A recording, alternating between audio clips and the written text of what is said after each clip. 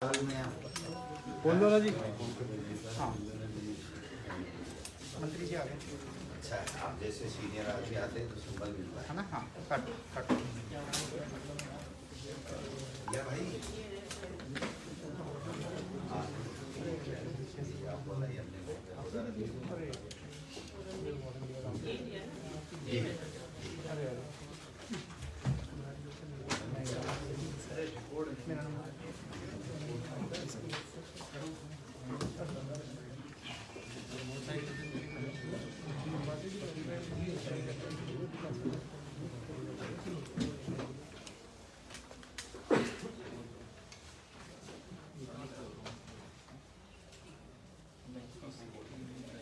नमस्कार। आज आपको इसलिए तकलीफ दी गई है कि जो बहुप्रतीक्षित रीट भर्ती हमारी सरकार करने जा रही है और माननीय मुख्यमंत्री जी ने 2 वर्ष के जलसे के अंदर जो 25 अप्रैल को रीट की भर्ती कराने की बात कही थी, उसमें पिछली 2017 को जो रीट हुई थी उसमें काफ़ी कुछ बातें ऐसी थी जो लोगों ने आकर के बताया था कि इसमें इस तरह की दिक्कत है, राजस्थान के लोगों को कम महत्व मिलता है।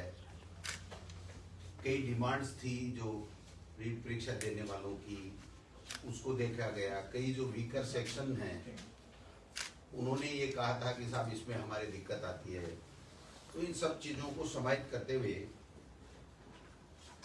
हमारे प्रमुख शासन सचिव महोदया ने और सभी अधिकारियों ने काफ़ी मेहनत की और माननीय मुख्यमंत्री जी तक काफ़ी दफा चर्चा हुई। उसके बाद में आज हम लोग माध्यमिक शिक्षा बोर्ड को जो नोडल एजेंसी है रीट भर्ती कराने की, उसको जो विज्ञप्ति भिजवा रहे हैं, उसमें जो प्रमुख संशोधन पिछली रीट के बजाय किए हैं वो मैं आपसे शेयर करना चाहता हूँ इसी के माध्यम से।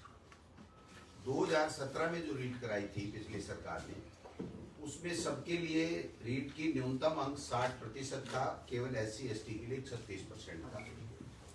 लेकिन हमारी सरकार ने काफ़ी लोगों की मांगों को देखते हुए जो और वीकर सेक्शन है उनके अंदर जो न्यूनतम 60% है उसके अंदर छूट दी है, जो मैं आपको बताना चाहता हूँ। अनुसूचित जाति जनजाति में जो नॉन TSP है उसमें पहले 60% थी, अब उसको 55 किया गया है।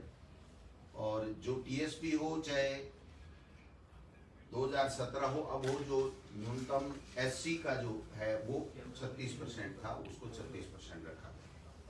दूसरा, अनुसूचित जाति, पिछड़ा वर्ग, अति पिछड़ा वर्ग, MBC, EWS, इन सभी श्रेणियों में पिछली 2017 की रीट में 60% था, जिसको 5% की रियायत करके 55% किया गया है।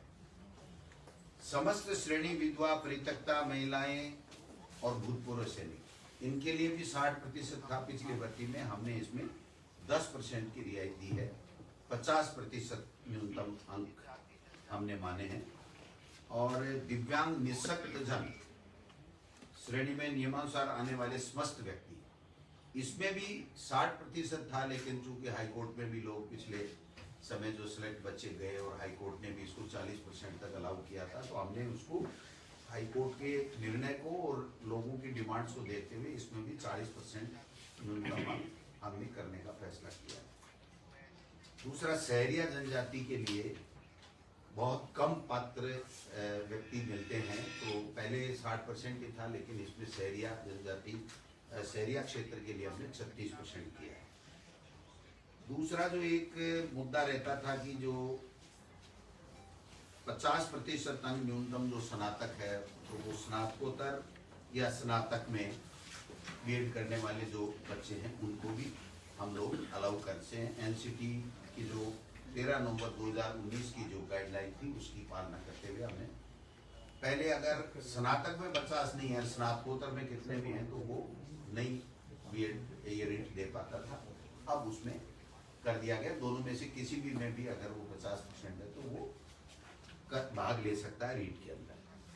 दूसरा जो न्यूनतम अंकों का था, बाकी अन्य कैटेगरी के लिए जो 12वीं में या जो BA में, उनमें जो छूट थी वो EWS और ये जो हमारा दूसरे जो दोनों MBC है उसमें भी उसको शामिल करते हुए पहले की तरह बराबर इन दोनों कैटेगरी को भी हमने शामिल कर लिया है। वाणिज्य जो विषय था उसकी काफ़ी समय से मांग उठ रही थी और उसको शामिल पहले नहीं किया जा रहा था। अब हमने इसको सोशल स्टडी L2 जो L2 का होगा हमारा B.Ed किया हुआ व्यक्ति, तो वो उसमें सोशल स्टडी के अंदर हम उसको B.Ed वाले को पात्र मान रहे हैं।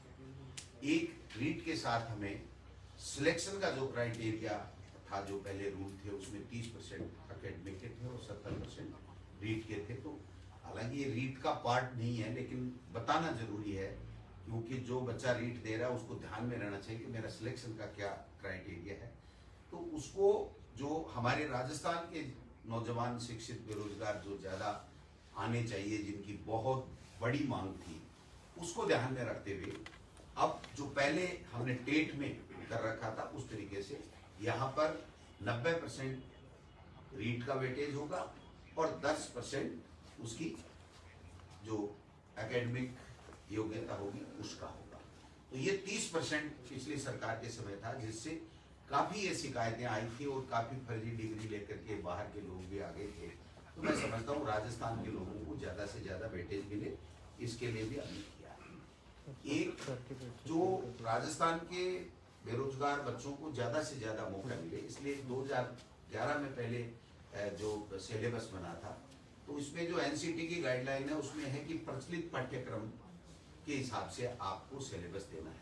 तो हमने दोबारा से सिलेबस तैयार करवाया माध्यमिक शिक्षा बोर्ड की टीम से, और उस सिलेबस में हमने राजस्थान को जहाँ जहाँ हमारी पुस्तकों में राजस्थान है वहाँ पर राजस्थान को सबसे ज़्यादा, राजस्थान की भौगोलिक स्थिति, संस्कृति आदि चीज़ों को हमने भूगोल, इतिहास, कला, संस्कृति सबको वेटेज देते हुए सिलेबस का निर्माण किया है। और जो सिलेबस है वो भी हम रीट के साथ या 1-2 दिन में जो भी माध्यमिक शिक्षा बोर्ड उचित समझेगा तो उसमें वेबसाइट में साथ में लगा देगा, जिससे वो बच्चे अपना अध्ययन कर सकते हैं। बाकी जो मोटा मोटी चीज है, एक बात कंफ्यूजन चल रहा था कि B.Ed वालों को L1 और L2 दोनों में लिया जाएगा, नहीं लिया जाएगा। NCT की गाइडलाइन का हमने अच्छे तरीके से अध्ययन किया है, उसमें राज्य सरकार के ऊपर छोड़ा गया है। और एक शर्त ये भी है कि अगर कोई B.Ed किया हुआ व्यक्ति L1 देता है तो उसको 2 साल के अंदर अंदर ब्रिज कोर्स करना पड़ेगा 6 महीने का, और वो ब्रिज कोर्स उस संस्था से करेगा जो NCT के द्वारा मान्यता प्राप्त संस्था होगी। ऐसी संस्था राजस्थान में आज की तारीख में नहीं है।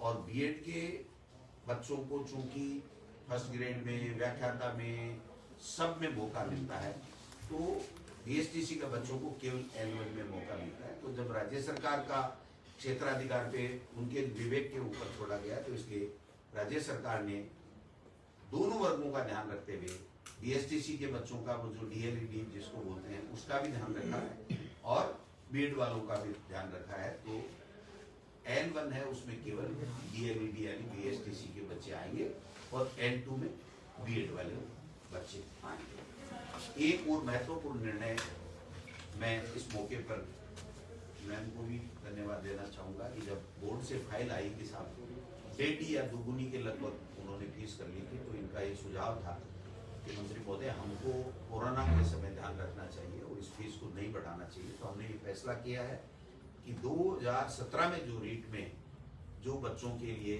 परीक्षा शुल्क था रीट देने का, वही शुल्क हमने रखा है, उसमें 1 पैसा भी हमने नहीं बढ़ाया।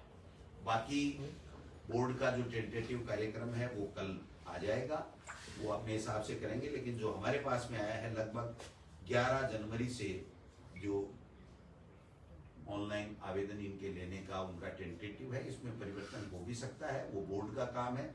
लेकिन जो मोटा मोटी मेरे पास में आया है उसके हिसाब से हम लोग 11 जनवरी से 8 फरवरी तक आवेदन लेंगे और फिर चालान और जमा कराने की वो भी 4 फरवरी तक की है। और वेबसाइट पर प्रवेश पत्र की 14/4 डेट रखी है उन्होंने टेंटेटिव, और प्रथम 6 से 8, 10 से 12:30 परीक्षा का समय, और वो जो 1 से 5 कक्षा का है वो 2:30 से 5, इस तरीके से 25 अप्रैल की एग्जाम है। तो ये जो मैंने टाइम टेबल बताया, ये बोर्ड अपने हिसाब से आवेदन लेने का घटा सकता है, बढ़ा सकता है, वो उनके विवेक पर, उसमें राज्य सरकार का कोई दखल नहीं है।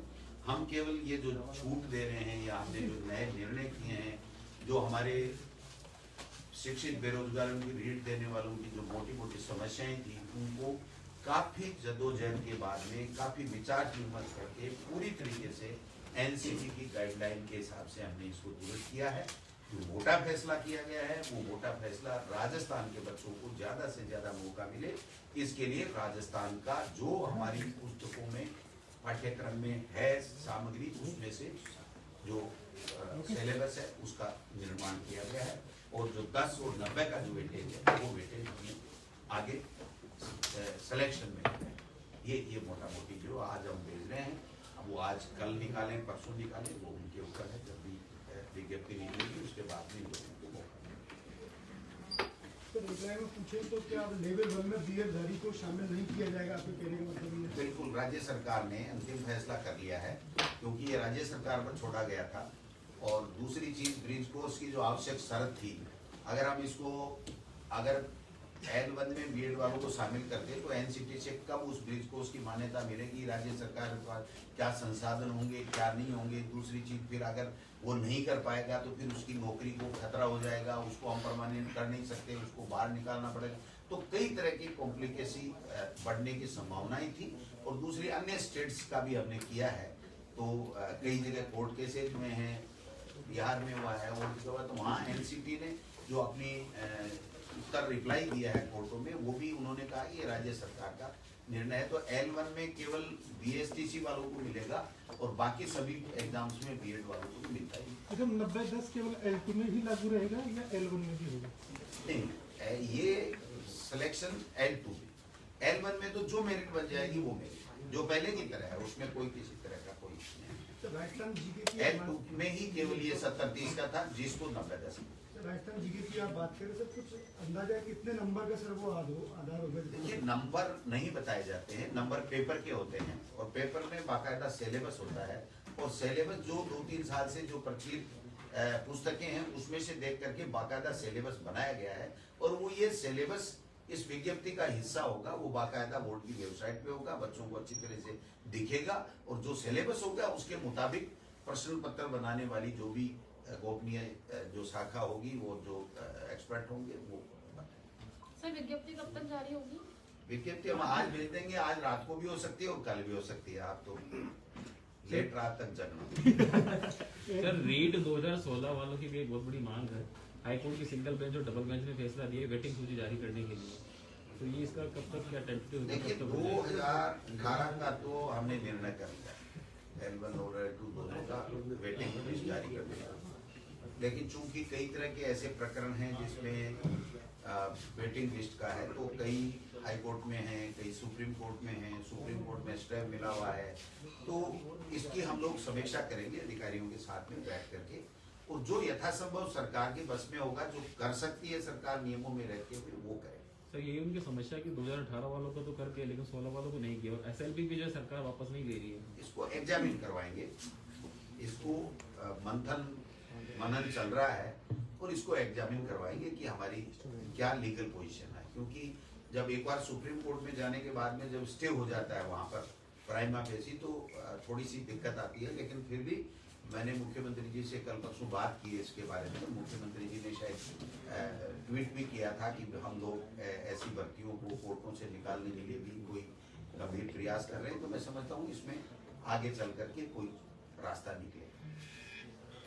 सर स्कूलों को खोलने की कवायद की अभी मीटिंग भी हुई थी, लेकिन 15 जनवरी तक टाल दिया गया। क्या कुछ सर कुछ फीडबैक आया इस तरह के नहीं खोलने चाहिए स्कूल? पहले ये थे कि 4 से 5 जनवरी के बाद खोले जाएंगे। मुझे जो लग रहा है कि अब कोरोना कम हो रहा है, तो सरकार इसके ऊपर गंभीरता से विचार कर रही है।